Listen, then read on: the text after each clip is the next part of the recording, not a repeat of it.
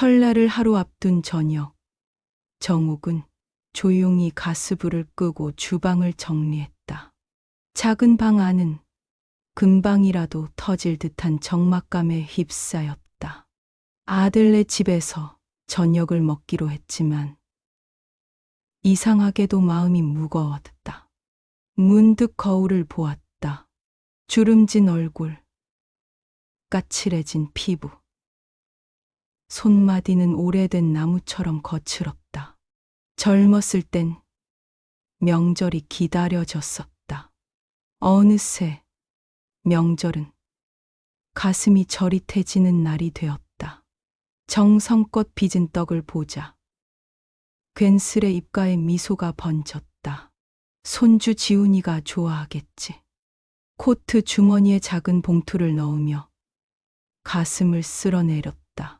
아이한테 세뱃돈이라도 쥐어줘야지. 아들네 집에 도착하니 거실은 온통 북적였다.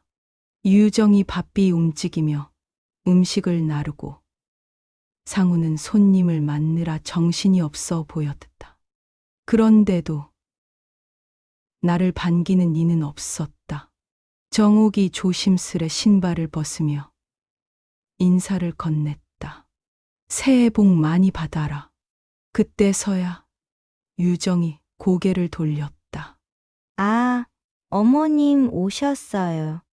어머님 오셨어요. 어딘지 형식적인 말투에 가슴 한구석이 시렸다. 유정은 이내 다시 부엌으로 돌아가 바빴고 상훈도 대충 눈인사만 하고 다시 손님들 사이로 사라졌다. 자리를 찾아 앉을 틈조차 없었다. 정옥은 조용히 밥방에서 떡을 꺼내 부엌으로 향했다. 이거 떡 좀 먹어볼래? 유정은 설거지를 하던 손을 잠시 멈추더니 떡을 보며 피식 웃었다. 어머님, 요즘 애들은 떡 잘 안 먹어요. 너무 부담 안 주셔도 돼요. 그래도 지훈이가 좋아해서. 그 순간 지훈이가 뛰어나왔다.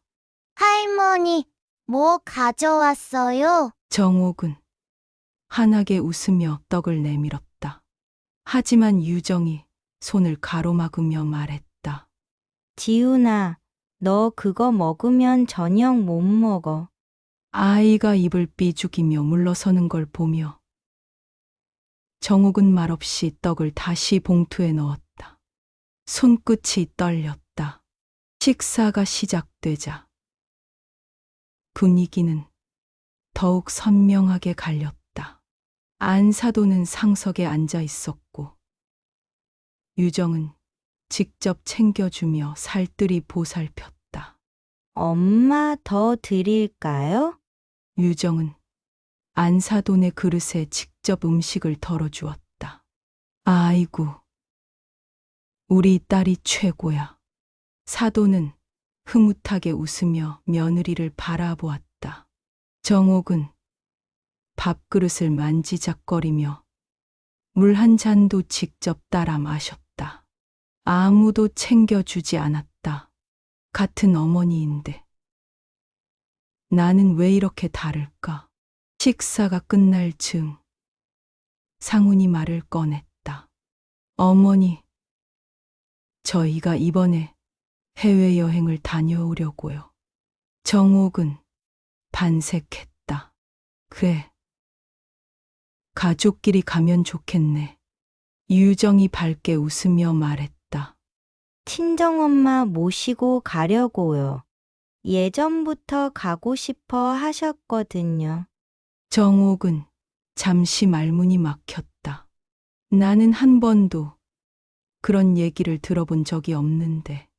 그렇구나. 정옥은 애써 웃으며 고개를 끄덕였다. 그 순간 지훈이가 정옥에게 다가왔다. 할머니, 세뱃돈 줘요. 정옥은 기다렸다는 듯이 봉투를 꺼냈다. 그래. 할머니가 조금 준비했지. 지훈이 기뻐하며 봉투를 받아들려 하자 유정이 가볍게 손을 쳤다. 아이고, 어머님. 이런 거 안 주셔도 돼요. 지훈이 버릇 나빠지니까요. 정옥은 얼어붙었다. 한참이나 손을 쥐고 있다가 천천히 다시 봉투를 넣었다. 이제는 손주에게 세뱃돈조차 마음대로 줄 수 없구나. 저녁을 먹고도 정옥은 계속 자리를 찾지 못했다. 상훈과 유정은 손님들을 챙기느라 바빴고 사도는 거실에서 편안히 담소를 나누고 있었다. 그렇게 정옥은 아무도 신경 쓰지 않는 한 사람이 되어 있었다. 어머님, 늦었는데 어떻게 가세요? 유정이 무심히 던진 말에 정옥은 머쓱하게 웃었다. 버스 타면 돼. 상훈이 힐끗 보더니 지갑을 꺼내 현금을 꺼냈다. 택시비라도 드릴까요? 정옥은 손사래를 쳤다. 그래. 오늘도 이렇게 돌아가는 거지. 문을 나서는 순간 뺨을 스치는 바람이 차가웠다. 손에 들린 봉투는 그대로 남아 있었다. 어둑한 거리를 홀로 걸으며 문득 젊은 날의 설날이 떠올랐다. 그때는 온 가족이 모이면 따뜻하고 웃음이 넘쳤는데 버스 정류장에 앉아 있던 정옥은 코트 주머니를 꼭 움켜쥐었다. 왜 이렇게 집에 돌아가는 길이 춥기만 할까? 설 명절이 지나고 며칠 후 정옥은 가게에서 조용히 떡을 빚고 있었다. 찹쌀 반죽을 손으로 치대는 감촉이 익숙했지만 어딘가 공허했다. 명절 내내 마음 한 구석이 텅 빈 것 같았다. 그 집에 다녀온 뒤로 가슴 한 구석이 시려왔다. 문득 가게 문이 열리며 종소리가 울렸다. 익숙한 목소리가 들려왔다. 어머니, 아들 상훈이었다. 정옥은 반갑게 맞으며 손에 묻은 가루를 털었다. 웬일이냐? 오랜만에 혼자 왔네. 상훈은 주위를 한번 둘러보더니 가게 한가운데 놓인 작은 테이블에 앉았다. 어딘가 불편해 보였다. 어머니, 장사는 좀 어떠세요? 정옥은 짧게 웃으며 대답했다. 그냥 그렇지 뭐. 요즘 젊은 사람들은 떡보다는 빵을 더 좋아하니까. 상훈은 어색하게 웃었다. 그리고 본론을 꺼냈다. 어머니, 사실은 드릴 말씀이 있어서 왔어요. 정옥은 고개를 들었다. 왠지 예감이 좋지 않았다. 저희가 이번에 집을 좀 더 넓은 곳으로 옮기려고 하는데요. 상훈이 조심스럽게 말을 꺼냈다. 정옥은 말없이 그의 눈을 바라보았다. 어쩐지 결론이 예상됐다. 계약금이 조금 부족해서 어머니 집을 정리하시는 게 어떨까 해서요. 순간 손끝이 떨렸다. 정옥은 재빨리 손을 무릎 위에 올려두었다. 내 집을 정리하라고? 어머니도 연세가 있으시고 혼자 사시니까요. 저희랑 같이 사시면 편하지 않으시겠어요? 상훈의 말은 부드러웠지만 정옥은 그 말 속에 감춰진 의도를 느낄 수 있었다. 나를 위해서가 아니라 너희를 위해서겠지. 정옥은 깊이 숨을 들이마셨다. 내가 너희랑 같이 살면 정말 편할까? 상훈은 멋쩍게 웃으며 말했다. 그럼요. 어머니 방도 따로 드리고 생활도 편하시고요. 대신 집을 정리하시면 자금이 좀 생길 테니까요. 정옥은 순간 아무 말도 하지 못했다. 가슴이 조여왔다. 내가 살아온 집인데 그렇게 쉽게 내놓으라니. 그리고 어머니 가게도 정리하시면 어떨까요? 정옥은 순간 손에 힘이 들어갔다. 가게까지? 상우는 서둘러 말을 덧붙였다. 어머니, 이제 힘드시잖아요. 덕집 운영하는 것도 어렵고 차라리 편하게 쉬시면. 정옥은 헛웃음을 지었다. 그래서 가게까지 팔아서 너희한테 보태주라는 거구나. 아니, 그런 뜻이 아니라. 아니다. 너희가 원하는 게 뭔지 알겠다. 정옥은 천천히 자리에서 일어나 찻잔을 들었다. 차가운 손이 닿자 현실이 더욱 선명해졌다. 그저 내 집과 가게를 이용하려는 거였구나. 상우는 난감한 표정을 지었다. 어머니, 그렇게 들으시면 섭섭해요. 저희도 어머니 생각해서 드리는 말씀인데. 정옥은 조용히 차를 한 모금 삼켰다. 입안에 퍼지는 쓴맛이 이상하게도 익숙했다. 그래, 내 말대로 나도 생각해 볼게. 상우는 안도한 듯 고개를 끄덕였다. 어머니, 너무 부담 갖지 마시고요. 천천히 생각해 보세요. 그러나 정옥은 이미 마음속으로 결정을 내리고 있었다.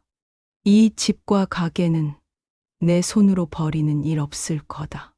며칠이 지나도록 정옥의 머릿속에서는 아들의 말이 떠나지 않았다. 집을 정리하라고, 가게까지 내놓으라고. 가슴이 묵직하게 내려앉았다. 자신이 그동안 살아온 터전이었다. 남편과 함께 애써 꾸려온 가게였고 혼자서라도 계속 지켜온 집이었다. 그걸 한순간에 내놓으라니.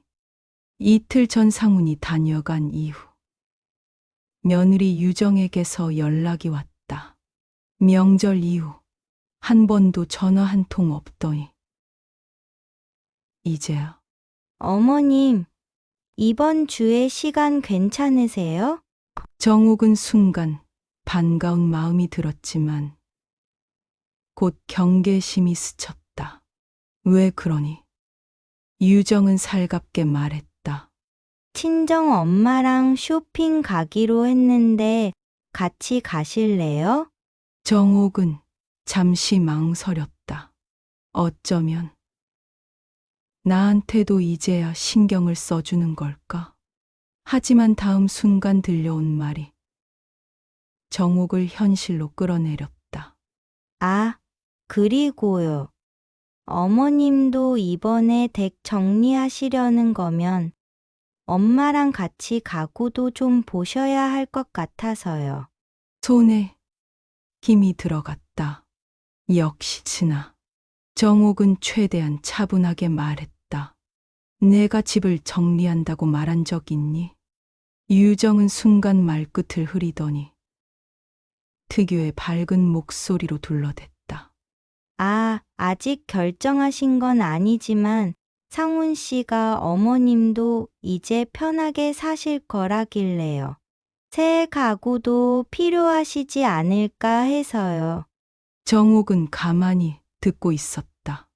며느리의 말투는 여전히 상냥했지만 그 속내는 뻔했다.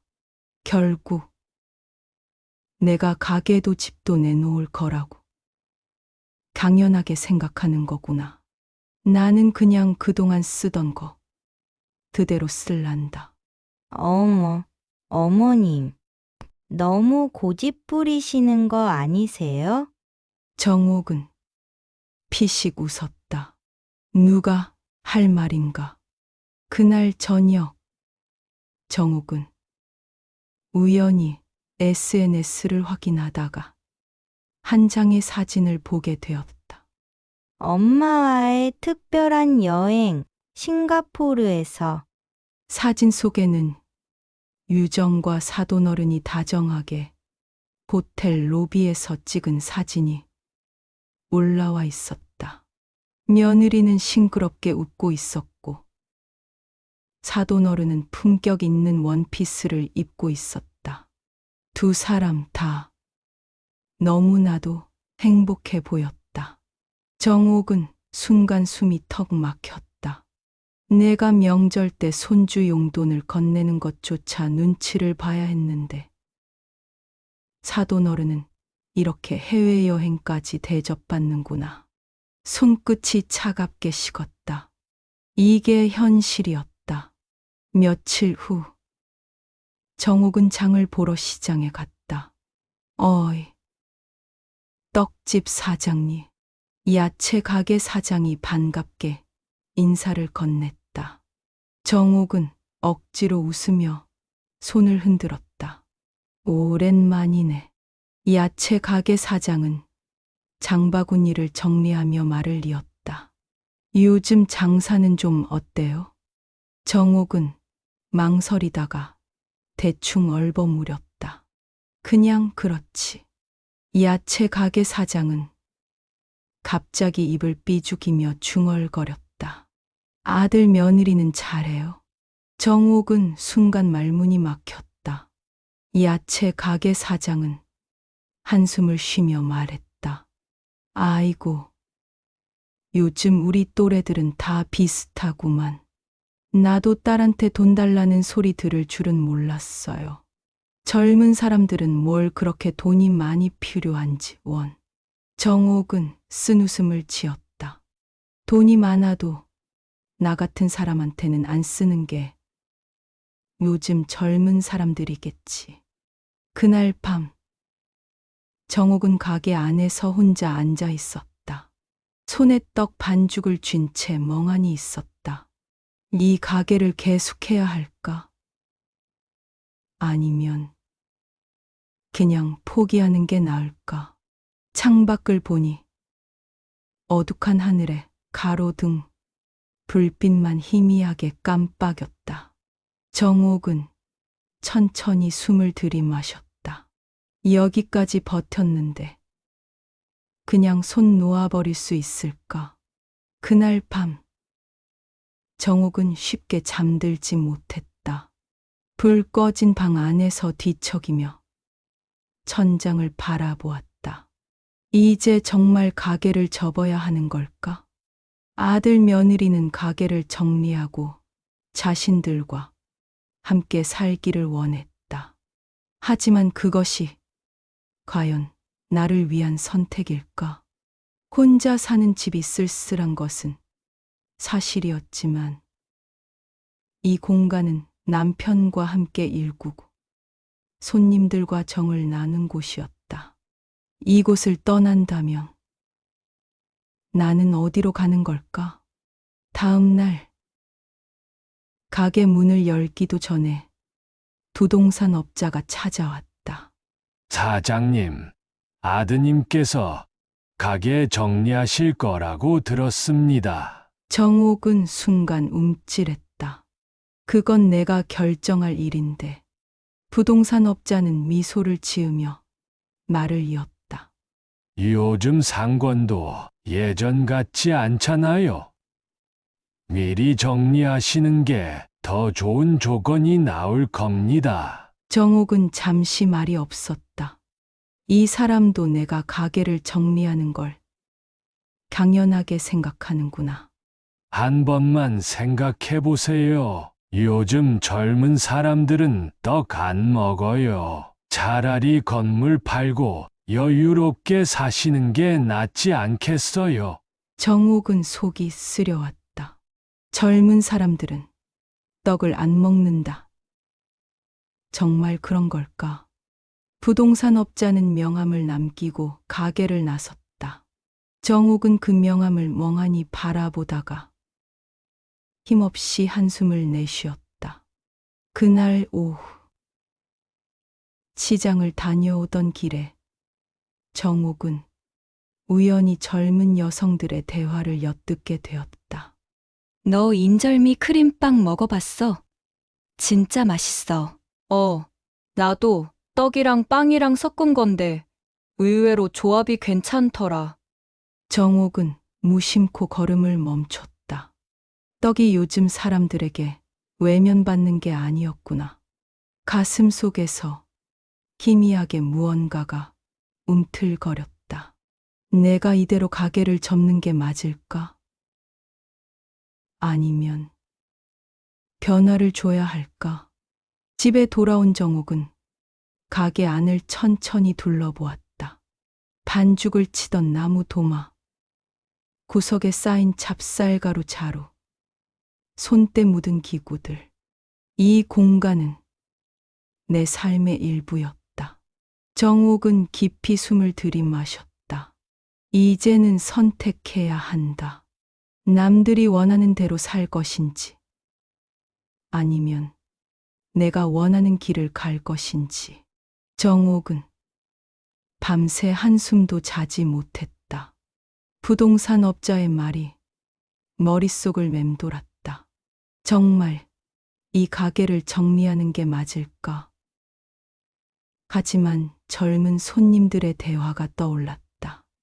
퓨전 떡, 인절미 크림빵. 젊은 사람들도 떡을 좋아하는데 내가 변하지 못한 걸까? 새벽 공기를 들이마시며 가게 안을 둘러보았다. 손때 묻은 반죽, 구석에 놓인 떡매, 손님들에게 나눠주려다 며칠째 그대로인 견과류. 이대로 가게를 닫을 수는 없었다. 그날 아침, 정옥은 곧바로 시장에 나가 새로운 재료를 샀다.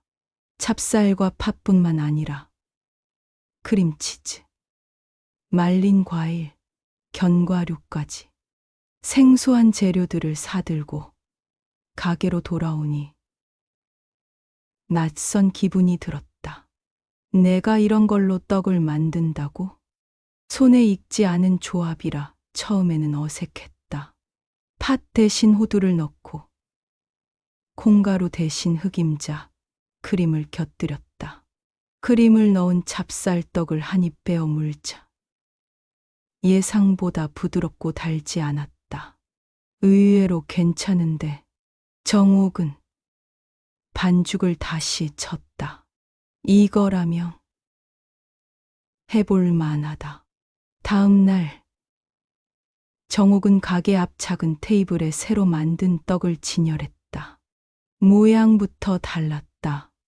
전통적인 찹쌀떡이 아니라 크림과 견과류가 올려진 작고 예쁜 떡이었다. 지나가던 손님들이 신기한 듯 바라보았다. 사장님, 이거 새로 만드신 거예요? 익숙한 단골 손님이 물었다. 정옥은 수줍게 웃으며 말했다. 한번 드셔보실래요? 그는 한 입 떡을 깨물더니 눈이 커졌다. 이거 빵보다 더 맛있는데요? 다른 손님들도 관심을 보이기 시작했다. 우와, 이거 SNS에 올려도 돼요? 정옥은 당황했지만 고개를 끄덕였다. 그럼 마음껏 올려보세요. 그날 저녁, 가게 문을 닫으며 정옥은 가만히 손을 내려다보았다. 여전히 거칠고 주름진 손이었다. 하지만 그 손이 새로 만든 떡을 빚고 있었다. 이제 나는 새로운 길을 가야 한다. 다음 날 아침, 정옥은 평소보다 일찍 가게 문을 열었다. 전날 만들어둔 퓨전 떡이 반응이 좋았던 만큼 오늘은 더 다양한 조합을 시도해 보기로 했다. 찹쌀 반죽에 크림치즈와 단호박을 넣고 위에 견과류를 살짝 얹었다.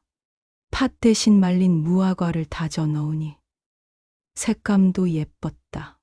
이런 떡이 팔릴까? 망설이며 첫 손님을 기다리는데 어제 왔던 젊은 손님들이 다시 찾아왔다. 사장님, 어제 그 떡 있나요? 엄마한테도 보여줬는데 너무 맛있다고 하시더라고요. 정옥은 놀랐다. 정말? 어머님도 드셔보셨어? 손님은 활짝 웃었다. 네. 떡은 전통적인 것만 있는 줄 알았는데, 이렇게도 만들 수 있다니 신기하대요. 가게 안이 조금씩 활기를 띠기 시작했다. 사람들이 한두 명씩 들어와 신기한 듯 떡을 바라보았다. 몇몇은 휴대폰을 꺼내 사진을 찍고 SNS에 올리는 모습도 보였다. 잠시 후 문이 열리며 익숙한 얼굴이 들어왔다. 유정이었다. 어머님, 정옥은 반갑게 맞이하려 했지만 유정의 얼굴은 어딘가 굳어 있었다. 그녀는 가게를 둘러보며 입을 열었다. 요즘 가게가 좀 바빠 보이네요. 정옥은 빙긋이 웃으며 말했다. 응.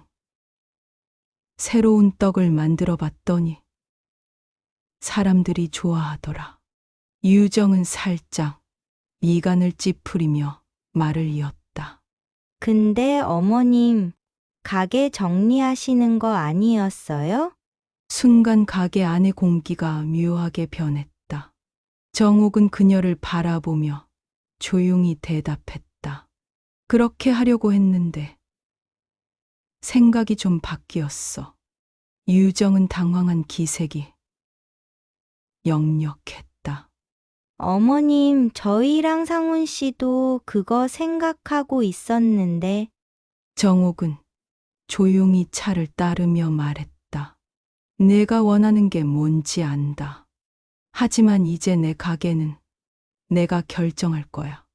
유정은 말없이 입술을 깨물었다. 그리고는 억지 웃음을 지으며 말을 이었다. 네, 뭐 어머님 생각이 그러시다면. 그녀는 잠시 머뭇거리더니 조용히 가게를 나섰다. 정옥은 창밖을 바라보았다. 햇살이 따뜻하게 가게 안을 비추고 있었다. 이제야 진짜 내 길을 찾은 것 같았다. 가게는 점점 바빠졌다. 퓨전떡이 입소문을 타면서 단골뿐 아니라 새로운 손님들도 늘어나기 시작했다. 사장님, 이거 SNS에서 보고 왔어요. 한 젊은 여성이 핸드폰을 흔들며 들어왔다. 그녀의 화면에는 정옥의 떡 사진과 함께 전통과 현대의 만남, 감동적인 맛이라는 문구가 적혀 있었다. 정옥은 얼떨떨하면서도 묘한 뿌듯함을 느꼈다. 이렇게 유명해질 줄 몰랐는데 손님들이 떡을 사가는 동안 정옥은 문득 떠올랐다. 이제 내가 가게를 접는 건 불가능하겠구나. 그러던 어느 날 가게 문이 열리고 예상치 못한 손님이 들어왔다. 어머님, 상훈이었다. 며칠 전만 해도 가게를 정리하라고 설득하던 그가 이번에는 얼굴에 미소를 띠고 있었다. 어머님, 요즘 가게 정말 잘 되나 봐요. 축하드려요. 정옥은 차분히 반죽을 치대며 대꾸했다. 그래. 손님들이 좋아해 주시더라. 상훈은 조심스럽게 자리에 앉았다. 사실은 저희가 좀 도와드릴까 해서요. 정옥은 고개를 들었다.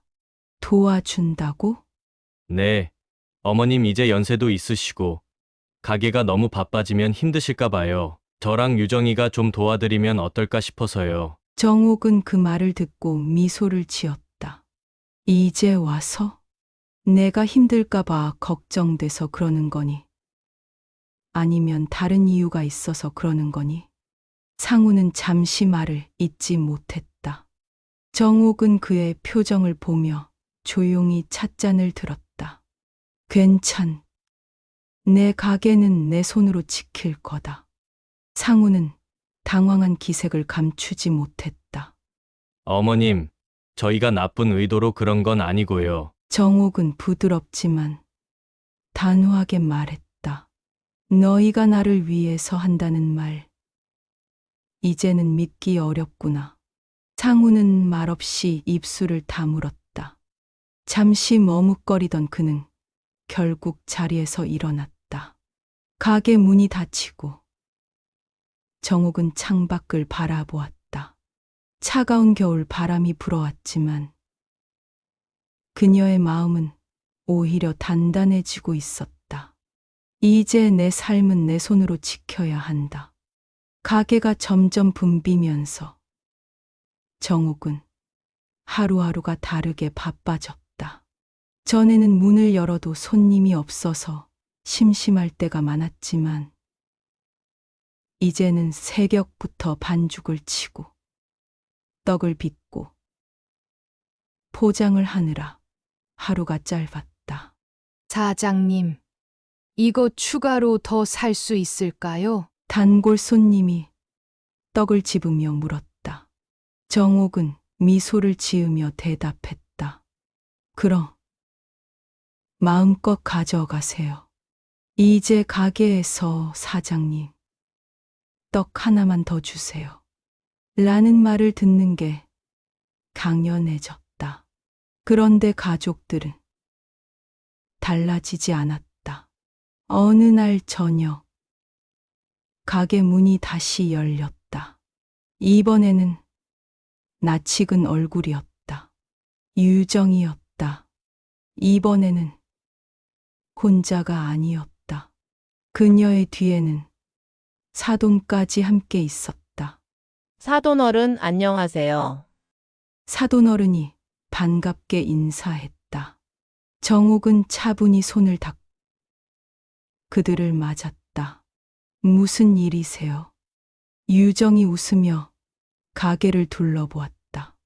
어머님, 떡집이 정말 잘 되네요. 정옥은 그냥 고개만 끄덕였다. 이제 와서 무슨 속셈일까? 사돈이 조심스럽게 입을 열었다. 사실은요, 우리 유정이가 요즘 떡에 관심이 많아요. 이렇게 장사가 잘 되니 저도 좀 배워볼까 해서요. 정옥은 사돈의 표정을 유심히 살폈다. 예전에는 그리 관심도 없던 사람이 이제 와서 가게 일을 배우고 싶다고. 그렇군요. 유정이 재빨리 말을 덧붙였다. 어머님, 가게가 커지면서 힘드시잖아요.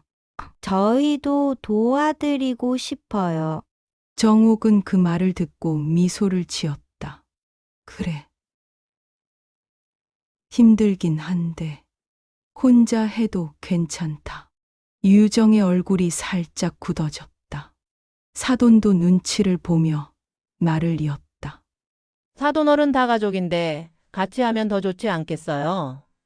정옥은 조용히 차를 따르며 대답했다. 가족이라 그러고 보니 가족이란 게 참 다르구나 싶네요.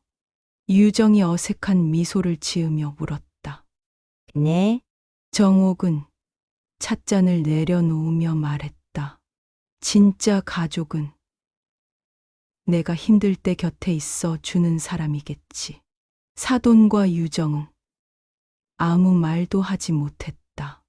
가게 문을 닫고 정옥은 조용히 하늘을 올려다보았다. 나는 더 이상 혼자가 아니다. 며느리와 사돈이 가게를 다녀간 이후로 정옥은 다시 혼자가 되었다. 하지만 이번에는 외롭지 않았다. 아침이면 반죽을 치고 손님들의 반가운 인사를 받으며 하루를 시작하는 게 익숙해졌다. 그런데 예상치 못한 일이 벌어졌다. 사장님, 여기 요즘 엄청 유명해졌어요. TV에도 나왔던데요. 한 손님이 들뜬 목소리로 말했다. 정옥은 깜짝 놀라며 손님이 매민 휴대폰을 바라보았다. 뉴스 기사였다.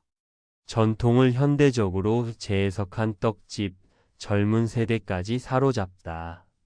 정옥의 떡집이 지역 방송에 소개된 것이었다. 그 순간 머릿속에서 무언가가 스쳤다. 이제 정말 내가 해볼 수 있겠구나. 그날 저녁 가게 문을 닫으려는데 익숙한 그림자가 나타났다. 어머니, 이번에는 상훈이었다. 아들은 여전히 깔끔한 정장을 입고 있었지만 어딘지 초조해 보였다. 이제 가게를 같이 운영하는 게 어떨까요? 정옥은 찻잔을 내려놓으며 그를 바라보았다. 가게를 같이 운영하자고?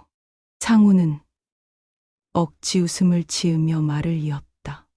어머니, 가게도 이제 어느 정도 자리 잡으셨고 편히 쉬셔야죠. 저희가 다 도와드릴게요. 정옥은 한숨을 내쉬었다. 이제 와서? 아니, 그런 게 아니라 요즘 사업이 잘 되니까 우리 가족끼리 같이 운영하면 더 좋잖아요. 정옥은 조용히 아들을 바라보았다. 상훈아, 너희가 원하는 건 가게냐? 아니면 나냐? 아들은 말문이 막힌 듯 했다. 정옥은 미소를 지으며 찻잔을 들었다. 난 이제야 내가 하고 싶은 일을 찾았어. 이 가게는 이제 내 삶이야. 상훈은 당황한 표정으로 한참을 서 있었다. 그리고 결국 아무 말도 하지 못한 채 자리에서 일어났다. 가게 문이 닫히고 정옥은 창밖을 바라보았다. 바람이 불었지만 그녀의 마음은 흔들리지 않았다. 이제 진짜 마지막 결정이 남아 있었다. 며칠 후 가게 문이 열리며 또 다른 손님이 들어왔다. 이번엔 유정과 사돈이었다. 어머니, 저희 왔어요. 유정이 환하게 웃으며 들어왔지만 정옥은 이미 그들의 의도를 알고 있었다. 사돈이 가게 안을 둘러보며 감탄했다. 사돈 요즘 여기 정말 유명하더라고요. 손님도 엄청 많고. 정옥은 조용히 웃었다. 그래요. 다들 좋아해 주시더라고요. 유정은 본론을 꺼냈다. 어머니, 사실 저희가 좀 도와드릴까 해요.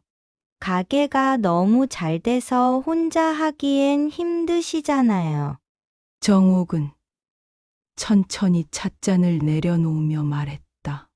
그래서? 유정이 살짝 당황한 듯 웃으며 말했다. 가족끼리 함께 하면 좋잖아요. 저희가 마케팅도 좀 도와드리고 프랜차이즈로 확장도 생각해 보면 어떨까요? 정옥은 잠시 침묵했다. 이제 와서야? 그 순간 가게 문이 또 한 번 열렸다. 정장 차림의 남자가 서류 가방을 들고 들어왔다. 사장님, 계약서 가져왔습니다. 유정은 순간 얼굴이 굳었다. 사돈은 미묘한 표정을 지으며 시선을 피했다. 정옥은 천천히 자리에서 일어나 계약서를 받아들었다. 어머니, 이게 뭐예요? 유정이 당황한 표정으로 물었다. 정옥은 서류를 가볍게 넘기며 대답했다. 떡 브랜드 계약서야. 전국 프랜차이즈로 확장하는 거지. 이미 투자자도 다 정해졌어. 유정과 사돈의 얼굴이 하얗게 질렸다. 어머니, 그럼 가게는? 정옥은 차분하게 말했다. 이제 이 가게는 내 손을 떠난다. 나는 이제 하고 싶은 걸 하면서 살 거야. 사돈은 조용히 정옥을 바라보았다. 그녀의 눈빛이 흔들렸다. 딸이야 어떻게든 살아가겠지만 눈앞에서 기회를 놓치는 기분은 또 달랐다. 커다란 돈이 자신과는 무관하게 흘러가는 걸 보며 입술을 질끈 깨물었다. 속이 쓰렸다. 어쩌면 자신이 더 큰 걸 잃어버린 걸지도 몰랐다. 정옥은 천천히 웃으며 말했다. 이제부터는 자기들 몫이겠죠. 나는 더 이상 뒤돌아보지 않으려고. 유정은 입술을 깨물며 손을 꼭 쥐었다. 어머니, 저희는 정말 몰랐어요. 정옥은 조용히 문을 열었다. 차가운 바람이 안으로 들어왔다. 이제 알았으면 됐다. 유정은 여전히 자리를 떠나지 못한 채 멍하니 바닥을 응시했다. 사돈도 입을 열 것 같았지만 결국 아무 말도 하지 않았다. 정옥은 그런 두 사람을 한 번 더 바라보았지만 미련 없이 돌아섰다. 햇살이 따뜻하게 그녀의 얼굴을 비췄다. 이제야 정말 자유로워진 기분이었다. 사람들은 너무 늦게 깨닫는다. 가장 가까운 이에게 얼마나 큰 상처를 주었는지를. 정옥은 끝내 자신의 삶을 선택했다. 이제 그녀에게 남은 것은 아쉬움도 후회도 아니다. 따뜻한 햇살 아래 그녀는 처음으로 자신만의 길을 걸어가기 시작했다.